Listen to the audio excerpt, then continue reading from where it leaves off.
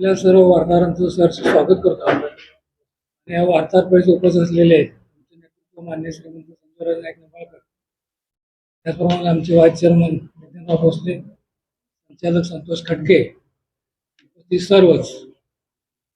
सर्वांना श्रीराम सहकारी साखर कारखान्याचा इतिहास माहीत आहे. आजच जी पत्रकार परिषद झाली त्या निमित्तानं त्या प्रश्नाला उत्तर देण्यासाठी आज आपण सर्व इथं उपस्थित आहात. प्रथमतः अगदी सुरुवातीपासून एक 2-3 मिनिटांमध्ये फक्त सांगतोय, श्रीराम सहकारी साखर कारखाना प्रथमतः मान्य श्रीमंत रामराजे नाईक निंबाळकर, संजयराव नाईक निंबाळकर राजघराण्यांनी 2002 साली घेतला. तेव्हा कारखान्याची परिस्थिती फार बिकट होती. वेगवेगळ्या ठिकाणातून पैसे गोळा केले, कारखाना चालवायचा प्रयत्न केला, अडचणी आल्या, प्रॉव्हिडंट फंडाने आमची साखर जप्त केली वगैरे. बऱ्याच वेळा आम्ही ते सांगितलेले, परत सांगत बसत नाही. त्यातून मार्ग काढत काढत कारखाना चालवणं अशक्य झालं. बँकांची पत्र आली कारखाना अवसानात का काढू नये, परंतु श्रीमंत रामराजांचं एकच म्हणणं होतं की भावनात्मक निर्णय घेतला गेला की आपल्या घराण्याने हा कारखाना काढलेला आहे आणि तो अवसानात निघू नये या दृष्टीने निर्णय घेतले. आणि हा कारखाना प्रथमतः 15 वर्षासाठी जवाहर सहकारी साखर कारखाना चालवण्यात दिला होता. पहिले 15 वर्षाचा करार व्यवस्थित होता, तुम्हाला बऱ्याच वेळा सांगितलेलं आहे, ते परत सांगत नाही. ते पहिल्या 15 वर्षामध्ये आम्ही कामगाराची काय देणे असतील, राज्य बँकेची काय देणे असतील, ती देणी संपूर्ण नील केली आणि करार संपूर्ण अख्ख्या महाराष्ट्रामध्ये असं एकमेव उदाहरण आहे की तो 15 वर्षाचा करार पूर्ण झाला, कुठल्याही दोन्ही संस्थेमध्ये मतभेद न होता. ज्यावेळेस हा करार संपल्यानंतर दुसरा करार करण्याची वेळ आली, तर बऱ्याच वेळा विरोधकांचं असं म्हणणं आहे की तुम्ही कर्जमुक्त झालाय, सगळं झालं, तर दुसरा करार का केला. जर आपल्याला ऊस धान्यामध्ये स्पर्धेमध्ये टिकायचं असेल तर आपली कपॅसिटी वाढवली पाहिजे. आपली कपॅसिटी मुळात आपण 1800 पासून सुरुवात केली, 2500 पर्यंत गेलो होतो आणि कपॅसिटी 5000 10,000 करायला पाहिजे. आणि त्या दृष्टीने कपॅसिटी वाढवणे, शेतकऱ्यांना योग्य पेमेंट देणे हे सगळ्यात महत्वाचं आहे. FRP प्लस पेमेंट देणे, या 2-4 मुद्द्यासाठी आम्ही हा दुसरा करार केला गेला. आणि करार केल्यानंतर त्यावेळेस व्यवस्थित चालू होतं 3-4 वर्ष. आणि आता मध्यंतरी ज्यावेळेस हा करार 3-4 वर्ष झाल्यानंतर मध्यंतरी थोडीशी अडचणी आल्या. निवडणूक आमची 17/2/25 श्रीराम सहकारी कारखान्याच्या संचालकाची मुदत संपलेली आहे. 17/2/25 आज 1.5 वर्ष झाले. आम्ही आमच्या नियमाप्रमाणे म्हणजे निवडणुकीच्या तारखेच्या अगोदर मतदार याद्या निवडणूक निर्णय अधिकाऱ्याला देणे, काय जे कागदपत्र असतील ते देणे, आम्ही 15 लाख सुद्धा निवडणूक निर्णय अधिकाऱ्याकडे तो खर्च दिलेला आहे. हे सगळं होत असताना त्यांनी साधारण 6/2/25 रोजी निवडणूक कार्यक्रम जाहीर सुद्धा केला आणि 7 तारखेपासून फॉर्म भरायचे होते. पण मध्यंतरीच राजकीय दृष्ट्या कुठंतरी परेशान शासनाचं अहवालपत्र आलं निवडणूक अधिकाऱ्याला ही निवडणुका पुढे ढकलण्यात आलेल्या आहेत.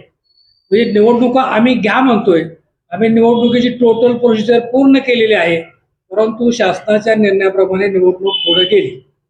निवडणूक नुसती पुढे ढकलली नाही, त्यानंतर 20/3/25 म्हणजे आमच्या काहीही चुका नसताना, आम्ही कुठेही काही भ्रष्टाचार केला नसताना किंवा कुठलाही काही आमच्यावर तक्ता नसताना 20/3/25 रोजी आमच्यावर प्रशासक नेमण्यात आला आणि आम्ही हायकोर्टात गेलो. आणि हायकोर्ट गेल्यानंतर 27/3/25 हायकोर्टाने तो प्रशासक उठवला. फक्त त्यामध्ये एकच अट घातली की तुम्ही डे टू डे रोजच्या रोज तुमची काही कामं असतील ते करू शकता, धोरणात्मक निर्णय तुम्ही घेऊ शकत नाही.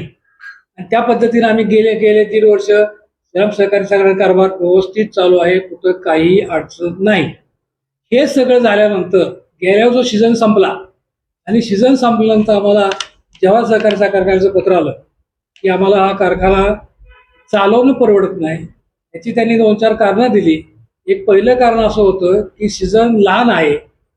दुसरं कारण असं होतं की प्रोडक्शन कॉस्ट आणि उत्पादन आणि साखरेचे दर ह्या सगळ्या गोष्टीचा विचार केला गेला तर हा सीझन आम्हाला तोट्यात गेलेला आहे. त्यामुळे आम्ही इथून पुढं आम्ही करार ब्रेक करतोय असं आम्हाला ज्यावेळेस पत्र आलं त्यावेळेस आमच्यापुढे प्रश्न पडला की पुढं करायचं काय. कारण कारखाना जर बंद पडला तर कामगाराचे प्रश्न आहेत, समाजाचे प्रश्न आहेत, सर्वांचे प्रश्न आहेत. म्हणून आम्ही जिल्हा मध्यवर्ती बँकेमध्ये पत्र पाठवलं की हा कारखाना चालवण्यासाठी जे काय पैसे लागतात ते आतल्या काय दुरुस्त्या असतील, परत HNT मध्ये यंत्रणेसाठी पैसे द्यायचे असतात, लोकांचं ऊस आणल्यानंतर केअर पेमेंट देण्यासाठी पैसे लागतात, कारण आपण साखर तयारी केली की लगेच विकली जात नाही. ह्या गोष्टीसाठी आम्ही जिल्हा मध्यवर्ती बँकेमध्ये कर्ज मागितलं, परंतु आमचं नेटवर्क मायनस असल्यामुळं जिल्हा मध्यवर्ती बँकेने आम्हाला पत्राने कळवलं की आम्ही तुम्हाला कर्ज देऊ शकत नाही. त्यामुळे आम्ही कारखाना श्रीराम सहकारी मॅनेजमेंट आम्ही कारखाना चालवू शकत नाही, ह्या निर्णयापर्यंत आम्ही आलो. त्यानंतर आमच्या असं लक्षात आलं की ज्यावेळेस 27/3 ज्यावेळेस आम्हाला प्रशासक उठवला, त्यामध्ये आम्हाला जो शब्द त्यांनी घातला होता धोरणात्मक निर्णय घेण्यात तुम्हाला अडचण आहे, त्यासाठी आम्ही पुन्हा एकदा हायकोर्टात गेलो आणि हायकोर्टाने आम्ही हायकोर्टासमोर सगळे मुद्दे मांडले की आम्हाला कर्ज मिळत नाही, कारखाना आम्ही चालू करू शकत नाही, आम्हाला दुसरा कारखाना चालवा दिल्याशिवाय पर्याय नाही, आणि यामध्ये कारखाना बंद राहिला तर काय काय तोटे होतील, कामगाराचा विषय असेल, कामगाराच्या पगाराचा विषय असेल, शेतकऱ्याचा ऊस कुठं जाणं हा विषय असेल, ह्या सगळ्या गोष्टी आम्ही ज्यावेळेस त्यांना पटवून सांगितल्या कोर्टाला, त्यावेळेस कोर्टाने 3-4 तारखा अगदी जवळच्या देऊन आम्हाला 5/5/26 असा निर्णय दिला की तो निर्णय माझ्याकडे आहे, तुम्हाला पाहिजे असेल तुम्ही सगळं दाखवतो. निर्णय दिला की तुम्ही हा कारखाना सहयोगी तत्वावर, भाड्या तत्वावर तुम्ही चालवायला देऊ शकता. आणि तो निर्णय 5/5 झाल्यानंतर तेव्हा फक्त त्यांनी एकच अट घातली होती की शासनाच्या निर्णयानुसार सप्टेंबर 2020चा जो शासनाचा GR आहे त्या GR नुसार आणि विशेष सर्वसामान्य घ्या, विशेष सर्वसामान्याचा निकाल किंवा तिथलं काय विषय ठराव झालेले आणि शासनाच्या GR प्रमाणे पुढे जावा. आम्ही त्या दृष्टीनं पुढे गेलो. 18/5 विशेष सर्वसामान्य घेतली. तुम्ही सर्वच बघितले असेल, अगदी 90-92-95% सभासदांनी आपल्याला सहमती दर्शवली आणि त्या पद्धतीनं आपण दत्त इंडियासाठी पुढे जाण्यासाठी निर्णय घेतला. आणि ज्यावेळेस सहयोगी तत्वावर कारखाना चालवायचा आहे, विशेष सर्वसामान्य घ्यायची अगोदर घ्यायची, त्यासाठी काय कागदपत्र लागतात किंवा फायनान्शियल मॉडेल लागतं, ते सुद्धा आम्ही बाटेसाहेब आहेत त्यांच्याकडून तयार करून घेतलं. म्हणजे थोडक्यात जे जे कागद रिक्वायर्ड लागतात ते कायदेशीर दृष्ट्या संपूर्ण कागदपत्र असतील, पेपरला जाहिराती असतील, अगदी मिटिंग काढायच्या तारखा असतील, ह्या संपूर्ण नियमानुसार आम्ही पूर्ण केल्या. आणि 18/5 मिटिंग घेतल्यानंतर आम्ही त्यामध्ये आमच्याकडे 2 आले लोक, एक तर दत्त इंडिया आणि दुसरा शरयू. तर त्या दोन्हीमध्ये जास्तीत जास्त आपल्याला भाडं कोण देतंय ह्या दृष्टीनं कंपॅरिझन केल्यानंतर आम्ही ते सगळा विषय सभासमोर मांडला. सभासदाने दत्त इंडियाला प्रेफरन्स दिला, कारण त्यांचं भाडं आपल्याला जास्त होतं, साधारण 5.5 कोटी, 6 कोटी, 6.5 कोटी असं प्रत्येक 5-5 वर्षाच्या मुदतीनं ते भाडं होतं. त्याप्रमाणे सभासदाने आम्हाला मान्यता दिली आणि संपूर्ण कागदपत्र तयार करून आम्ही हा प्रस्ताव साखर आयुक्ताकडे दाखल केला. अगदी जे जे काय कागद नियमाप्रमाणे असतील ते संपूर्ण कागदपत्राचा प्रस्ताव दाखल केल्यानंतर आम्ही एक दिवस आम्हाला बोलवलं. तिथे गेल्यानंतर आमची मिटिंग झाली आणि मिटिंग झाल्यानंतर परत त्या अधिकाऱ्यांची मिटिंग झाली आणि ज्यावेळेस अधिकाऱ्यांची मिटिंग झाली पुन्हा आम्हाला बोलवलं. अगदी तोपर्यंत सगळं पॉझिटिव्ह होतं, काहीही अडचण नव्हती. पुन्हा आम्हाला बोलल्यानंतर आम्हाला सांगण्यात आलं की आम्हाला लिगल ओपिनियन घ्यावं लागेल. त्यांनी आम्हाला बाकी काय पण सांगितलं नाही, फक्त आम्हाला लिगल ओपिनियन घ्यावं लागेल, त्यासाठी तुम्हाला 4-5 दिवस थांबावं लागेल. आम्ही त्यांना विनंती केली, आमच्या पुढच्या अडचणीत आम्हाला यंत्रणेसाठी पैसे द्यायचे आहेत, जर यंत्रणेला पैसे नाहीत, ॲडव्हान्स नाही दिलं तर निघून जाईल, कारखाना चालू करायला अडचण येईल. तरी त्यांनी ठीक आहे म्हणे, आम्ही सांगतो तुम्हाला. नंतर आम्हाला थोडंसं कळलं की माननीय माजी खासदार साहेबांनी जे पत्र लिहिलं होतं त्या पत्रावर मुख्यमंत्र्यांनी असं शेरा मारलेला आहे की प्रथमतः निवडणुका घेण्यात याव्यात, निवडणुका घेण्यात आल्यानंतर तुमचा जो हा काय निर्णय तो नंतर घेण्यात यावा. आता आम्ही तर पहिल्यापासून म्हणतो की निवडणुका घेण्यात याव्यात. माननीय भोसले साहेबांनी एक रिपिटिशन दाखल केलेलं आहे निवडणुकीसंदर्भात, ते अजून ओपन झालेलं नाही, तरी सुद्धा आम्ही म्हणतो निवडणुका घेण्यात याव्यात. त्या निवडणुका समजा असं मुख्यमंत्र्यांच्या म्हणण्याप्रमाणे आपण तो निर्णय घेतला तर एक तर निवडणुका हायकोर्टामध्ये तो निकालाला पेंडिंग आहेत, निकाल लागलेला नाही, हा पहिला मुद्दा आहे. जरी हायकोर्टाने लवकरात लवकर निर्णय दिला असं गैर धरू तरी सुद्धा 3-4-5 महिने ह्या प्रोसेसरला जाणार आहेत आणि हे सगळा विचार करता आपल्याला हा सीझन घेता येणार नाही. माजी खासदार मंत्र्यांचा किंवा मुख्यमंत्र्यांच्या आदेशाप्रमाणे आपण वागलो तर हा आपल्याला सीझन बंद ठेवावा लागेल, त्याशिवाय पर्याय नाही. आता हे सगळं शुगर कमिशनरकडे आम्ही पुढे गेलो, मुख्यमंत्र्यांच्या बरोबर मिटिंग झाली, उपमुख्यमंत्र्यांबरोबर मिटिंग झाली, सगळे निर्णय झाले. शेवटी आम्ही सहकार मंत्र्याकडे गेलो. हे सगळे निर्णय होऊन आतापर्यंत ह्याची संपूर्ण प्रोसिजर पेंडिंग मध्ये आहे, यावर काहीही निर्णय अजून झालेला नाही. मंत्री समितीचा अजून निर्णय झालेला आहे. मंत्री समिती निर्णय आता ते तारखा देतील त्याप्रमाणे आपल्याला तिथे जाऊन आपल्याला परत हा विषय मांडावा लागतील आणि मंत्री समितीचा आपल्याला पॉझिटिव्ह निर्णय दिला तर कदाचित कारखाना सुरू होण्याची शक्यता आहे. निगेटिव्ह निर्णय दिला तर कदाचित हा सीझन बंद राहण्याची शक्यता आहे. यामध्ये श्रीराम कारखान्याची मॅनेजमेंट असेल किंवा अगदी आमचे नेते रामराजे असतील, बाबा असतील, याचा आम्ही कुठंही चुकीचं काहीही केलेलं नाही. आम्हाला आमच्या नियमाप्रमाणे आम्ही संपूर्ण प्रोसिजर पूर्ण केलेले. फक्त आमचं असं म्हणणं आहे की मंत्री समितीने आम्हाला पॉझिटिव्ह निर्णय द्यावा की आमचे कागदपत्र पाहून काय असतील ते. आणि कागदपत्र पाहिले तर शुगर कमिशनरने आम्हाला पॉझिटिव्ह सांगितले, सगळ्यांनी पॉझिटिव्ह सांगितले. फक्त थोडीशी अडचण आहे, तेवढी दूर झाली तर हा निर्णय घ्यायला काही अडचण नाही. आणि हा निर्णय दिला तर आम्ही भविष्यामध्ये हा सीझन सुद्धा चालू करू शकतो. खरं बोलण्यासारखे किंवा तुमचे काय प्रश्न असतील काय असतील थोडक्यात फक्त प्रास्ताविकमध्ये इतिहास सांगितलाय. याच्यापेक्षा तुमचे काय प्रश्न असतील तर बाबा उत्तर देतील, त्याप्रमाणे आपण प्रश्न विचारावे.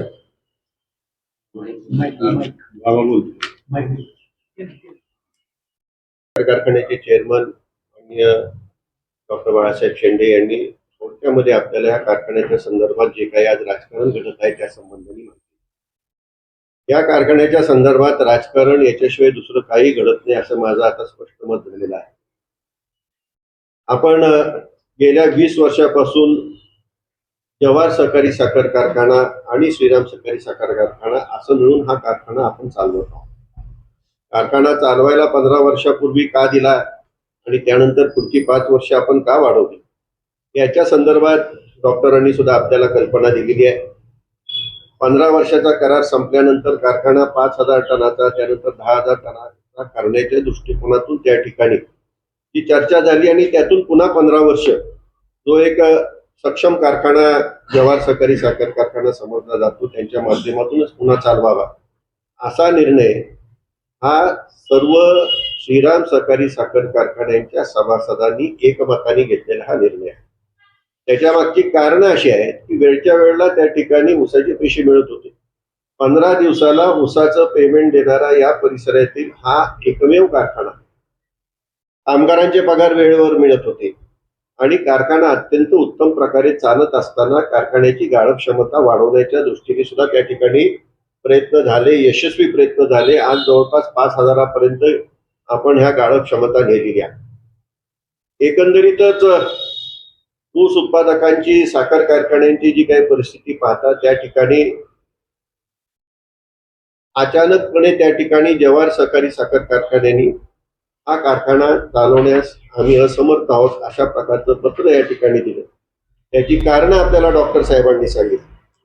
आता त्याच्या संदर्भाने काही कोणी आरोप करत असेल तर ते दुर्दैव आहे. म्हणजे त्यांच्या मला बुद्धीची खऱ्या अर्थाने कीव येते. आज साखर उद्योगामध्ये कोणी कोणाला रुपया सुद्धा ज्यादा द्यायचं म्हटलं तर त्या ठिकाणी शक्य नाही अशी आता साखर उद्योगाची परिस्थिती. आपल्याच तालुक्यात किती कारखाने आहेत आणि किती कारखान्यांचं FRP प्रमाणे पूर्णपणे बिल देऊन झालेलं आहे. अशा कारखान्यांची नावं सांगा. त्यामध्ये श्रीरामचं नाव तुम्हाला पहिल्यांदा घ्यावं लागेल. इतर कारखान्यांनी त्यांची बिलं तरी दिली आहेत का? ते का देऊ शकत नाही? त्याच्या मागं काही कारण आहेत. डॉक्टरांनी सांगितली त्याप्रमाणे साखर उद्योगच अडचणीत आलेला आहे. सीझन कमी झालेला आहे. साखरेला आणि साखरेच्या उत्पादनांना पाहिजे त्या प्रकारची किंमत मिळत नाही आणि त्यामुळं सातत्याने तोटा होत असल्यामुळं त्या ठिकाणी जवाहरने हा निर्णय घेतला.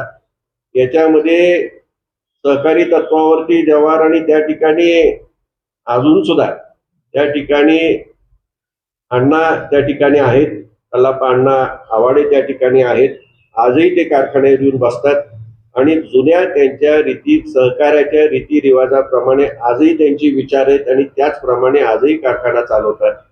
आणि अशा व्यक्तीने आम्हाला काही देणं आणि आम्ही त्यांच्याकडून घेणं असा काही व्यवहार होऊ शकतो का? हा साधा विचार जर कुणाला त्या ठिकाणी समजत नसेल तर त्या ठिकाणी त्याच्या बुद्धीची कीव करावी. याच्या पलीकडे काय बोलणार? जवाहर सहकारी कारखान्याकडून आम्हाला काय मिळतंय आणि 200 कोटी मिळाले आणि 200 रुपये मिळाले अशा प्रकारची जी वल्गना केली जाते ती पूर्णपणे खोटी आहे. ज्या वेळेला हा कारखाना पुन्हा चालवण्याचा जो निर्णय सभासदांनी केला, मंत्री समिती समोर त्या ठिकाणी हा विषय गेला. मंत्री समितीचे अध्यक्ष तत्कालीन सहकार मंत्री बाळासाहेब पाटील होते आणि त्या मंत्री समितीमध्ये माननीय नामदार शंभूराज देसाई देखील त्या मंत्री समितीमध्ये होते. कोविडचा काळ होता, ऑनलाईन ती मीटिंग झाली. त्या मीटिंगमध्ये शंभूराज देसाई यांनी असा एक विचार मांडला, त्या कारखाना सभासदांनी चालवावा किंवा त्या ठिकाणी जवाहरनी नफ्यामधून, जवाहरला होणाऱ्या नफ्यामधून 200 रुपये टनामागं श्रीराम साखर कारखान्याला द्यावे. आता लक्षात घ्या, नफ्यामधून द्यायचे आहेत. आता नफ्यामधून द्यायचे आहेत आणि त्यांनी त्याचा 200 रुपयांनी हिशोब लावला. एवढा नफा झालाय का? पहिला मुद्दा आहे, तेवढा नफा झालाय का? 200 रुपये त्या ठिकाणी देण्या एवढा नफा झालाय का? हा एक मुद्दा. आणि तो त्यांचा विचार होता, त्यांनी मांडलेला, शंभूराज देसाई यांनी मांडलेला मुद्दा होता. तो मंत्री समितीमध्ये तो मान्य झालेला नाही. करार जो झाला तो नियमाप्रमाणे, शासनाच्या DR प्रमाणे करार झाला. आणि यामध्ये प्रामुख्याने मी तुम्हाला सांगू इच्छितो, नफा करायचा म्हणजे श्रीरामच्या सभासदांना, ऊस उत्पादकांना FRP द्यायची. बंधन काय आहे FRP देण्याचं? त्याच्यावरचे पैसे देण्याचं बंधन आहे का? ते बंधन नाही आहे. परंतु स्पर्धा जर असेल आणि वरचे पैसे दिले नाही तर ऊस मिळेल का? आणि आपला मूळ हेतू जो होता की आपल्या ऊस उत्पादकाला चांगला त्या ठिकाणी दर मिळावा. मूळ हेतू काय? मूळ हेतू असा आहे की ऊस उत्पादकाला चांगला दर मिळावा आणि त्याचबरोबर कारखान्याच्या असणाऱ्या आर्थिक अडचणीतून कारखाना बाहेर यावा, हा उद्देश ठेवून आपण त्या ठिकाणी जवाहर सहकारी साखर कारखान्याला हा भागीदारी तत्वावरती, सहयोगी तत्वावरती कारखाना चालवण्यास दिला होता.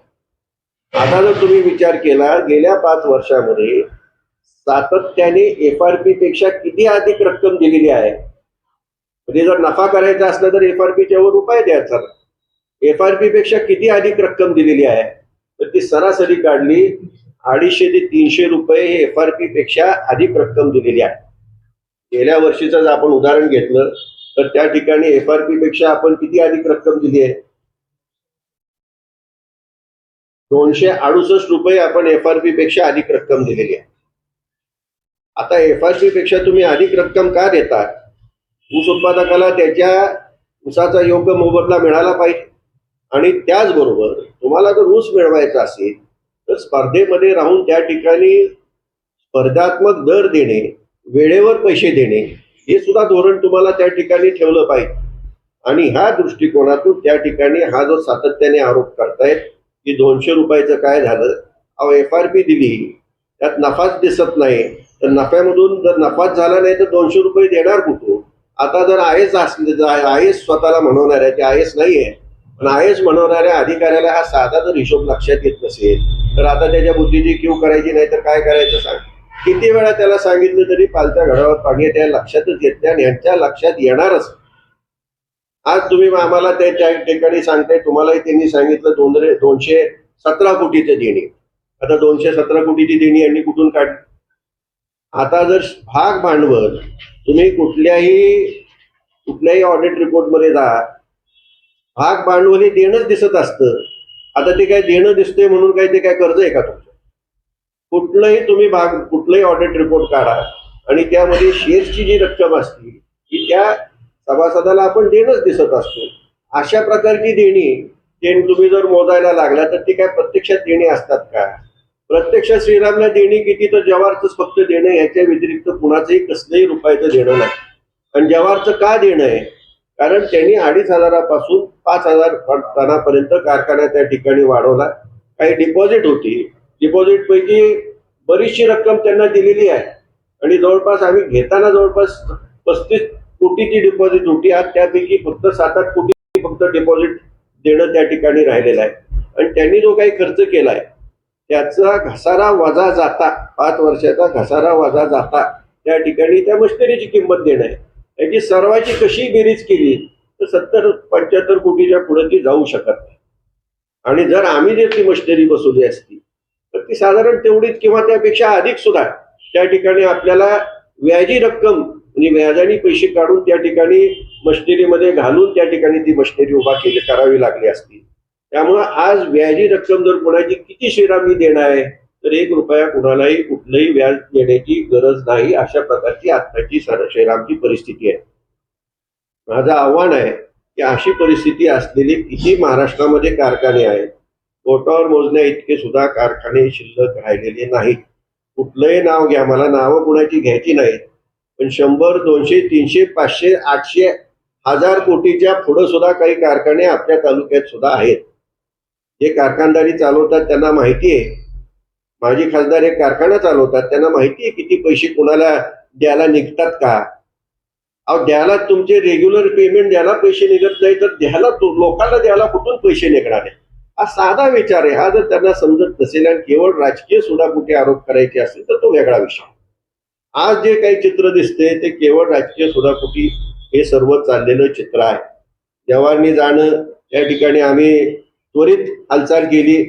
दत्त इंडियाला त्या ठिकाणी एक तर दत्त इंडिया आलं नाही तर त्या ठिकाणी शरीयवनी सुद्धा त्या ठिकाणी त्यांनी सुद्धा बिडिंग केलं होतं.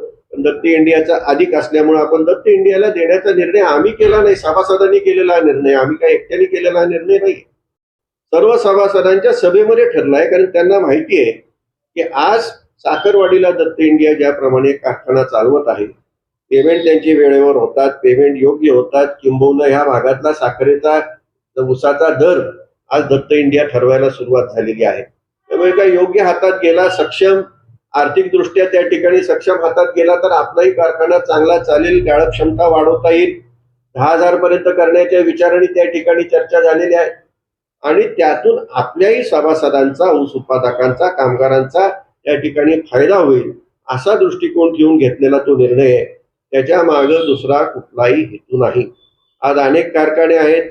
तुम्ही जर जिल्हा बँकेत गेला, अगदी सातारा जिल्हा बँकेत जा, सातारा जिल्हा बँकेने ज्या ज्या कारखान्यांना त्या ठिकाणी फायनान्स दिलाय त्यांची परिस्थितीची माहिती घ्या आणि मग तुमच्या लक्षात येईल साखर उद्योग कशातून चालले. आणि अशा सगळ्या अडचणीतून आपण मार्ग काढतोय आणि तो मार्ग त्या ठिकाणी सुरळीत पुढे जाण्याचं आणि कारखान्याचं अस्तित्व, सहकारी तत्वावर चालणारा एकमेव कारखाना आहे, ते अस्तित्व टिकावं राहावं अशा दृष्टिकोनातून विचार करायचा. त्याला अडचणी आणून तो बंद कसा राहील आणि मग तो बंद राहिल्यावरती कुणाचा फायदा होणार आहे, ऊस कुठं जाणार आहे असं त्यांना वाटत असेल. आम्हाला ऊस मिळेल, तो कुणाला कुठं ऊस मिळणार नाही. जो कारखाना चांगला दर देणार आहे त्या ठिकाणीच ऊस जाणार आहे. दत्त इंडियाने 13,000ची कपॅसिटी केलेली आहे, चालू सीझनला 13,000 जाणार. ऊस उत्पादकांचं काय, कुठं ना कुठं ऊस जाणार आहे, ऊस जास्ती ना. कामगारांचा मोठा प्रश्न, श्रीराम मध्ये जुने कामगार आहेत. श्रीरामचा पगार हा शासनाच्या नियमाप्रमाणे दिला जाणारा पगार आहे. ज्या काही शासनाच्या वाढी येतात 10% त्या दिलेल्या आहेत आणि त्यामुळे श्रीरामचा पगार हा जर तुलनात्मक दृष्ट्या जर आपण पाहिलं तर इतर कारखान्यांच्या दृष्टीत तो जास्ती आहे. कारण आपण शासनाच्या नियमाप्रमाणे जातो आणि ह्या सगळ्याचा विचार करता त्या ठिकाणी आपल्याला योग्य निर्णय घेण्याची आवश्यकता होती. तो योग्य निर्णय घेतला गेला. सभासदांनाही तो त्या ठिकाणी पसंत पडला. आता डॉक्टर साहेबांनी सांगितलं निवडणूक आम्ही तर घ्यायला तयारच होतो. निवडणूक आम्ही कधी नाकारली होती. निवडणूक कशामुळे पुढे गेली, त्या ठिकाणी त्यांनी एक पत्र मुख्यमंत्र्यांना दिलं, माजी खासदारांनी पत्र मुख्यमंत्र्यांना दिलं की त्या ठिकाणी मयत सभासदांच्या वारसांच्या नोंदणी केलेल्या नाही. जे जे आमच्याकडं मयत सभासदांच्या वारसांच्या त्या ठिकाणी अर्ज आले ती एकही अर्ज कधी नाकारला गेलेला नाही आणि प्रत्येक सहकारी संस्थेत मयत सभासद असतातच. अगदी उदाहरणच द्यायचं झालं तर माझे पिताश्री श्रीमंत शिवाजीराजे यांच्या नावावरती शेअर आहेत, ते अजून त्यांच्या नावावरच आहेत. मी सभासद आहे. आता त्यांच्या नावावरचे शेअर पूर्ण करून मला ते घ्यावे लागतील, त्यावेळेला वारसांच्या नोंदी होतील. अशी सर्वांचीच परिस्थिती आणि त्यातून जे येतात त्यांची तयारीच आहे ना आम्हाला द्यायची. आम्ही काही कधीच कुणाला नाकारलेलं नाही. एक अत्यंत क्षुल्लक मुद्दा काढून केवळ त्या ठिकाणी राजकीय सत्तेचा वापर करून ही निवडणूक कुणी पुढे ढकलली तर त्यांनी ही निवडणूक पुढे ढकलली, दुसरी कुणीही ढकलली नाही. आतापर्यंत निवडणूक झाली असते. निवडणूक पुढे ढकलणं, त्या ठिकाणी प्रशासक आणणं, या सगळ्या गोष्टी राजकारणाशिवाय दुसरं काही नाही. त्यांना हा कारखाना काही करून बंद पाडायचा आणि मग काहीतरी वेगळं करून काही करायचंय का असा आता खऱ्या अर्थाने माझ्यासमोर प्रश्न, सर्वांच्या समोर प्रश्न आता पडले. कारण शेवटी जमिनीची तिथे आता मोठी किंमत आहे. त्यांचं म्हणणं आहे बोल किमतीने विकली. आम्ही ज्या किमतीने जमीन विकली त्याला शुगर कमिशनरची परवानगी होती, किंबहुना जो काही व्यवहार झाला तिथं सुद्धा बिडिंग प्रोसेसनेच व्यवहार झाला. शुगर कमिशनरचा माणूस त्या ठिकाणी उपस्थित होता आणि तुम्हाला अजूनही सांगतो ज्या किमतीमध्ये ज्यांनी जमिनी घेतली आहे त्यांना अजून सुद्धा त्या विकता आलेल्या नाहीत. बाजारभावापेक्षा अधिक किंमत आम्ही त्याही वेळेला कारखान्याला मिळवून देण्याचा यशस्वीपणे प्रयत्न केला होता आणि त्यामुळे हा कारखाना त्यातून बाहेर पडला. ज्या ज्या वेळेला गरज होती जमीन का विकली, काय आम्हाला फार मोठी हाऊस होती जमीन विकायची. तुम्हाला माहितीसाठी सांगतो, ही जमीन स्वतः श्रीमंत मालुसरे यांनीच कारखान्यांना त्या ठिकाणी उपलब्ध करून दिलेली आहे, विनाशुल्क उपलब्ध करून दिली. आता हे सांगायची वेळ आहे. पैसे स्वतः टाकले होते, सभासदांचे होते, पण स्वतःचे सभासदांनी एवढेच पैसे टाकले होते त्यावेळेला हा कारखाना उभा राहिला आणि तो कारखाना त्या ठिकाणी बंद व्हावा, तो कारखाना अडचणीत व्हावा अशी आमची कधी स्वप्नात सुद्धा भावना असू शकत नाही. किंबहुना डॉक्टर साहेब तुम्ही त्याला त्या ठिकाणी साक्षीदार आहात. आपण अत्यंत अडचणीत येऊन रामराजांना सांगितलं की काही करा पण आता अवसायनाच जाऊ द्या. आम्हाला काही श्रेष्ठ नेत्यांनी सुद्धा तशा प्रकारचा त्या ठिकाणी सल्ला दिला, पण रामरायांनी एकच सांगितलं की आपल्या पूर्वजांनी काढला, शिवाजीरायांनी काढला आणि आपण तो अवसायनात घातला, हा काही बट्टा आपल्यावर यायला नको. काही ना काही मार्ग आपण काढू आणि त्यातून जवारचा मार्ग निघाला आणि श्रीरामाच्या कृपेमुळे गेल्या 20 वर्षापासून अत्यंत उत्तमपैकी हा कारखाना चालू राहिलाय आणि सर्वांना त्या ठिकाणी योग्य रीतीने न्याय मिळालेला आहे का नाही हा प्रश्न आहे. आणि तो जर प्रश्न जर कुणालाही विचारला तर श्रीराम सहकारी साखर कारखान्याच्या माध्यमातून ऊस उत्पादकाला, कामगारांना, ऊस तोडणी वाहतूक कॉन्ट्रॅक्टरांना जे जे या कारखान्यावरती अवलंबून आहेत त्या सर्वांना अत्यंत चांगल्या प्रकारचा न्याय मिळालेला आहे. कुणालाही विचारलं तरी सांगितलं. कुणी ह्याच्यामध्ये त्या ठिकाणी असमाधानी अशातला भाग. आता परवडतच नाही म्हणून त्या ठिकाणी जर एखादा जवार सारखा बाहेर पडत असेल तर त्या ठिकाणी आरोप करायचा, यांचं काही देणं घेण्याचं. तुम्ही काय आवाडे साहेबांवर आणि अण्णांवर आरोप करता का देण्या घेण्याचा? अवया देण्या घेण्याचा आरोप कुठं येतो? हे साखर उद्योग एवढ्या अडचणीत असताना कोण कुणाला द्यायला बसलेला आहे? कोण कुणाला ह्या उद्योगात द्यायला बसलेलं नाही. किंबहुना हा कारखाना चालावा म्हणून डॉक्टर साहेबांना माहितीये की आम्ही संचालक मंडळाने आणि आमच्यावरती विश्वास असणाऱ्या अनेकांनी स्वतः ह्या पैसे कारखान्यात टाकून हा कारखाना चालवलेला. कालांतराने हळूहळू हे पैसे परत आपल्याला देता आले. बिनव्याजी दिले. किती वर्षांनी दिले? जवळपास 13 वर्षांनी बिनव्याजी पैसे त्या लोकांना परत दिलेले आहेत. ही परिस्थिती आहे. म्हणजे सर्वस्वीपणाला लावून आपण एखादं रोपटं, एखादं बाळ त्या ठिकाणी उभा करतोय आणि ते कुठल्या तरी कारणामुळं ते त्या ठिकाणी बसावं अशी आमची कुणाची इच्छा असूच शकत नाही. हा चालावा हीच इच्छा आहे आणि त्यामुळेच हा दत्त इंडियाचा प्रस्ताव त्या ठिकाणी किंवा शरयूने सुद्धा त्यामध्ये भाग घेतला, त्यांचा हा प्रस्ताव आला. विषय निघाला दत्त इंडियाचा, तो कसा घेतला गेला, कसा घेतला नाही. मला एक सांगा, दत्त इंडिया ह्यापूर्वी कोण चालवत होतं? श्रीमान प्रल्हाद पाटील चालवत होते. त्यांनी किती रुपयाला दत्त इंडिया विकत घेतला हे त्यांनी जाहीर करावं की मी 50 कोटीला घेतला, मी 60 कोटीला घेतला. त्यांनी दाखवावं की 60 कोटी मी दिले आणि हा दत्त इंडिया मी विकत घेतला. किंवा त्यावेळेला न्यू फलटण शुगर वर्क्स होतं, तो मी विकत घेतला. त्यांनी किती पैसे टाकले होते? काही पैसे टाकले नाही. एनसीएलटी मधून दत्त इंडियाने त्या ठिकाणी बिडिंग प्रोसेसमध्ये तो कारखाना घेतलाय आणि आज जर तुम्ही त्या कारखान्याकडे पाहिलं तर 13,000चा गाळप क्षमता वाढलेली. डिस्टलरी कितीची झाली? व्हाईस चेअरमन जवळच राहतात. कोजेन झालेला आहे, पोत्याची फॅक्टरी आहे. म्हणजे संपूर्ण तो परिसर बदललेला आहे आणि त्यामध्ये कामगारांना आणि ऊस उत्पादकांना त्या ठिकाणी पैसे मिळतात का नाही हा खरा विषय. सहयोगी तत्व चालवायला देताना कॉपरेटिव्हला द्यावा का खाजगीला द्यावा असा कुठल्याही प्रकारचा भेदभाव GR मध्ये नाही. कुणालाही देता येतो. त्याला फक्त त्या ठिकाणी कारखानदारी चालवण्याचा अनुभव आणि तो कारखाना चालवत असताना तो त्या व्यवसायामध्ये फायद्यात चालवतोय का नाही याच्या संबंधाने त्या ठिकाणी विषय आहेत आणि ते सर्व परिपूर्ण दत्त इंडियाने केलं. पूर्वीपेक्षा अधिक भाडेही ते देत होते. त्याचं कारण असं, कारण कॅश फ्लो जो बसवायचा आहे आणि पुन्हा 15 वर्षांनी 0-0 अशा प्रकारचा आपल्याला ऑडिट रिपोर्ट त्या ठिकाणी दिसला पाहिजे. या दृष्टिकोनातून भाडंही आम्ही त्या ठिकाणी वाढवून घेतलं. त्यांचे काही वेगळे विचार होते. भविष्यात ते वेगळं काही त्या ठिकाणी करून हा कारखाना फायद्यात कसा येईल, त्यांनाही फायदा कसा येईल हा दृष्टिकोन त्यांचा ठेवला होता. केवळ एका सीझनचा 2 सीझनचा त्यांनी विचार केला नव्हता आणि 1-2 सीझन मध्ये कुणीही काही बदल करू शकत नाही. 4-5 वर्ष तोटा सहन करत पुढे जावं लागणार होतं. त्यावेळेला कुठं त्या ठिकाणी आणि तोटा स्पर्धा असताना स्पर्धात्मक दर देऊन कामगारांना त्या ठिकाणी योग्य मोबदला देऊन कारखाना चालवायचा होता आणि त्या दृष्टिकोनातून त्या ठिकाणी विचार करूनच 15 वर्षाची मुदत त्या GR प्रमाणे आहे. GR मध्ये असं कुठेही म्हटलं नाही एकदा द्या, दोनदा द्या, तीनदा द्या. जोपर्यंत कारखाना सुस्थितीत येत नाही तोपर्यंत द्यायला त्या ठिकाणी कुणाचीही अडचण नाही. कमिशनरचा जर रिपोर्ट डॉक्टर साहेब आपण जर दाखवला तर त्यांनी स्पष्ट म्हटलेलं आहे की प्राप्त परिस्थितीमध्ये कारखाना हा चालवायला देणं योग्य राहील.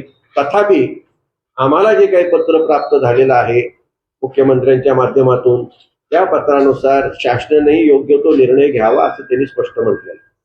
म्हणजे शुगर कमिशनरलाही समजते, सभासदांना समजते की आपण चाललेला मार्ग हा योग्यच आहे. इथं खाजगी सहकारी हा विषय कुठे, तुम्ही खाजगी कारखाने चालवायचे आणि खाजगीला का द्यायचा हा विषय कुठे? त्यांची पत्रकार परिषद म्हणजे नुसती दिशाभूल, याच्या पलीकडे काही नाही. आणि आता सगळं अंगावरती शिकलेलं आहे. कामगारांचं म्हणणं आहे, ऊस उत्पादकांचं म्हणणं आहे की यांच्या राजकारणामुळे श्रीराम बंद राहण्याच्या परिस्थितीकडे चाललेला आहे आणि म्हणून काहीतरी पत्रकार परिषद घ्यायची आणि सावरासावर करायची. कुठल्या 2 पिढ्या बर्बाद कुणी केल्या आहे? तुम्ही अनेक पिढ्या बर्बाद करण्याचा निर्णय या ठिकाणी घेता. हा कामगारांचा तळतळाट तुम्हाला कुणाला मिळणार? हा कामगारांचा तळतळाट त्यांना 100% मिळेल हे सगळं लक्षात आल्यावर केवळ सावरासावर करायची. एका सतरंजीवर बसू. तुम्ही कधी या कारखान्याला ऊस घातला? मीटिंग मध्ये जास्ती बोलणारे त्या ठिकाणी ऍडव्होकेट निकम आणि भोसले साहेब हे श्रीराम सहकारी साखर कारखान्याला ऊस देतात का? रेकॉर्ड दाखवा किती ऊस दिलाय त्यांनी. आम्ही दाखवतो माळेगावला किती दिलाय. जे केवळ हा कारखाना अडचणीत कसा येईल आणि आपलं कसं साधेल याच्याशिवाय दुसरा कुठलाही विचार नाही. पण त्यांचंही साधणार नाही. परंतु ह्या ठिकाणी असलेले कामगार, या ठिकाणी असणारे सभासद, या कारखान्यावर अवलंबून असणारी फलटणची बाजारपेठ ही अडचणीत आल्याखेरीज राहणार नाही. याच्याशिवाय दुसरं काही घडणार नाहीये. म्हणून केवळ ह्याच्या मागे राजकारण आहे आणि त्याशिवाय काही नाही असं माझं स्पष्ट मत आहे. बाबा एक मुद्दा राहिला, कामगारांचे पगार थकले असताना जवाब कारखाना कसा काय सोडला असा प्रश्न आहे. कामगारांचे जवाहरनी ज्या दिवशी जे पत्र दिलेलं आहे त्या दिवसापर्यंत कामगारांची सर्व देणी त्यांनी पूर्ण केलेली आहेत. त्यांच्या काळातली ग्रॅच्युटी, त्यांच्या काळात असणारा रजेचा पगार, त्यांच्या काळात असलेला बोनस हे पूर्णपणे त्यांनी त्या ठिकाणी देण्याची तयारी केलेली आहे. परंतु त्यांनी सोडला तरी आम्ही अजूनही श्रीराम कारखान्याने आम्ही हा कारखान्याचा चार्ज घेतलेला नाही.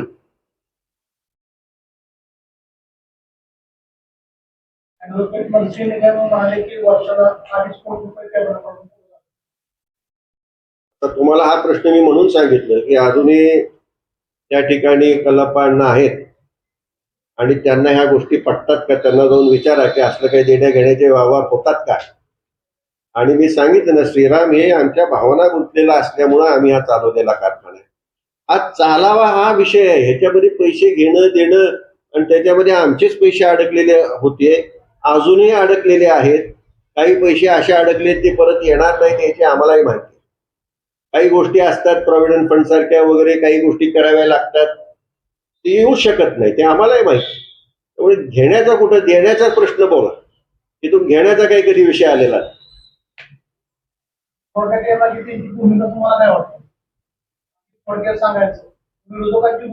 त्याच्यामध्ये हा कारखाना बंद राहावा अशा प्रकारची त्यांची भूमिका दिसते. याच्या मागे राजकारण आहे, याच्या मागे दुसरी काही भूमिका नाही.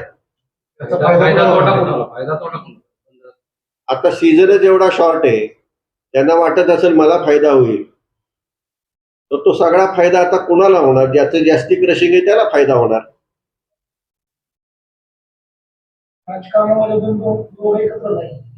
राजकारणामध्ये आम्ही एकत्र नाही, महायुतीमध्ये आम्ही आहोत. राज्यात जशी महायुती आहे, जिल्ह्यात आता विधान परिषद निवडणूक झाली, महायुतीचा धर्म पाळला गेला. कारखान्याच्या बाबतीत का महायुतीचा धर्म पाळला जातो? बघा, प्रत्येक ठिकाणी स्थानिक राजकारण असतं, त्या जिल्ह्याचं राजकारण असतं. आता महायुतीचा धर्म जिल्हा परिषदेच्या निवडणुकीत आपण कसा पाळला गेला आपण पाहिलेला आहे. आणि इथं महायुतीचा धर्मपेक्षा व्यक्तिगत द्वेषाने पछाडलेले काही लोक असतात. ते महायुती काय आणि आघाडी काय यांना काही देणं घेणं नसतं. व्यक्तिगत द्वेष ह्याच्या पलीकडे काही डोक्यात नसतं. आणि स्वतःचं माझं कसं साधन याच्या पलीकडे काय याच्यात? कारखाना तुम्ही चालवा सहकार्य कायद्याचे देतो असं याच्याबाबत डॉक्टरांनी सुद्धा याबाबत सांगितलं की ज्या वेळेला जवाहरने हा निर्णय घेण्याचं ठरवलं, आम्ही जिल्हा बँकेला आमचा प्रस्ताव सादर केला. नेटवर्क मायनस असल्यामुळे जिल्हा बँकेने तो नाकारला. नेटवर्क मायनस असलेल्या कारखान्याला त्या ठिकाणी कुठेही त्या ठिकाणी कर्ज पुरवठा मिळण्यास अडचण येते. तथापि आम्ही आज शासनाकडं, शुगर कमिशनरच्या मार्फत शासनाकडं त्या ठिकाणी आम्हाला थक हमी मिळावी म्हणून आम्ही अर्ज करत आहोत. आणि थक हमी मिळाली आणि जर कर्ज वेळेवर जर उपलब्ध करून दिलं गेलं तर हा शेवटी कारखाना चालवायचा हा उद्देश घेऊनच आम्ही पुढे चाललेलो आहोत. आम्ही नक्कीच हा सीझन घेण्याच्या दृष्टीने पूर्णपणे प्रयत्न करू. आम्ही शासनाला त्याप्रमाणे थक हमीची मागणी केलेली आहे. पण ह्याच्यामध्ये सुवर्णमध्य आम्ही काढला होता की हा कारखाना आर्थिकदृष्ट्या सक्षम असलेल्या एखाद्या संस्थेने घेतला तर लॉंग रन मध्ये त्या ठिकाणी योग्यपणे सर्व मार्ग निघतील, सभासदाला त्या ठिकाणी योग्य दर मिळेल, कामगारांचे पगार वेळेवर होतील. आणि अनेक कारखाने आज स्वतःच चालवतात तरी सुद्धा किती तोट्यात आलेले आहेत ह्याची जर माहिती घेतली, शॉर्ट सीझन असणारे साखरेचे दर, असणारे इतर प्रोडक्टचे दर याचा विचार करता हे गणित त्या ठिकाणी अत्यंत अडचणीचं आलेलं आहे, ही वस्तुस्थिती आहे. साखरवाडीचा कारखाना मागे 4-5 वर्ष त्यात तिथली बाजारपेठ अत्यंत बिकट परिस्थिती आहे. तशीच वाटचाल आता फलटणच्या जर कारखाना नाही चालू झाला तशीच वाटचाल ते फलटणच्या बाजारपेठेची होणार. याबद्दल आपण मुख्यमंत्र्यांना भेटून काही सांगणार आहात का? त्याबद्दल आपण हा सीझन चालू होण्यासाठी काही भेट देणार आहात का मुख्यमंत्री? याबाबत आम्ही मुख्यमंत्र्यांची एकदा भेट घेतलेली आहे, परतही भेट घेऊन त्यांना विनंतीच करणार आहे की अशी परिस्थिती आहे, याच्यात राजकारण न आणता हे चालू राहावं अशा दृष्टीने आपण त्या ठिकाणी सहकार्य करावं. कारण साखर आयुक्तांना त्यांनीच त्या ठिकाणी त्यांनी शेरा मारला होता की मुदत संपली असल्या कारणाने हा निर्णय घेण्यात येऊ नये अशा प्रकारचा त्या ठिकाणी शेरा मारला होता. परंतु हा निर्णय संचालक मंडळाने घेतलेला नाही, हा निर्णय घेतलेला आहे हा जनरल बॉडीने विशेष सर्वसाधारण सभेने कारखान्याच्या सर्व सभासदांनी घेतलेला निर्णय आहे. आणि सभासद हा कायमस्वरूपी असतो, तो काय 5 वर्षासाठी नसतो. आणि त्यामुळेच अशा प्रकारचे निर्णय असतात जे संचालक मंडळाच्या नुसत्या मीटिंगमध्ये मान्य होऊ शकत नाहीत. त्याला